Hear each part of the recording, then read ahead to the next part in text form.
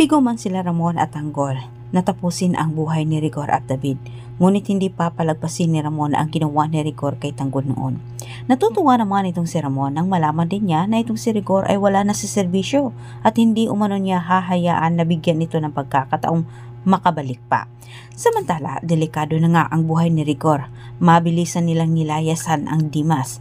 Nagtago na sila at ang mga magulang ni Rigor ang kanyang nilapitan. Nabalitaan din ni Rigor na wala na itong si Agustos. Para sa kanya, malaki na ang kanyang pag-asa na siya makabalik sa serbisyo. Ngunit bago pa ito mangyari, niloto na ito ni Ramon. Samantala, natutuwa naman itong si Don Julio na makita niya itong si Tanggol. Para nito ay hindi umano nagkamali si Ramon sa nararamdamang lukso ng dugo noon. Tuso itong si Ramon. Hindi siya papayag na hindi magbabayad si David at Rigor sa mga ginawa nito sa kanila. Inireport na ni Ramon sa kanyang kaibigang General ang tungkol sa nangyari ng mga kabalyero. Si David ang itinurong suspect ni Ramon. Sinabi naman ni Ramon kay Tanggol na si David umano ang umubos sa mga kabalyero, lalo na kay Don Facundo, para makuha ang mga ari-arian ng mga ito. Ngunit walang balak itong si Tanggol na kamkamin ang mga ari-arian ng mga kabalyero, bagkos may balak siya para nito. Itulong umano niya ito sa mga taong nangangailangan.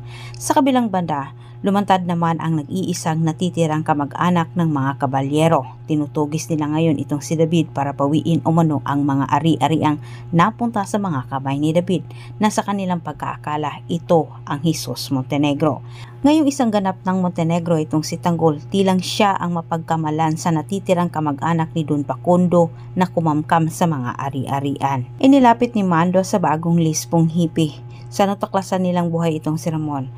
Ngunit sa kasamang palad, wala din silang maibigay na matibay na ebidensya para paniwalaan ang sumbong ni Mando. At hindi rin alam ni Mando kung paano nila ito mapapatunayan. Walang kalam-alam itong si Rigor, ang nasabing hippie. Tauhan din ito ni Ramon. Dito po nagtatapos ang ating advance episode. Huwag mong kalimutang mag-subscribe kung ikaw bagod pa lang dito sa aking channel para sa maraming karagdagang update.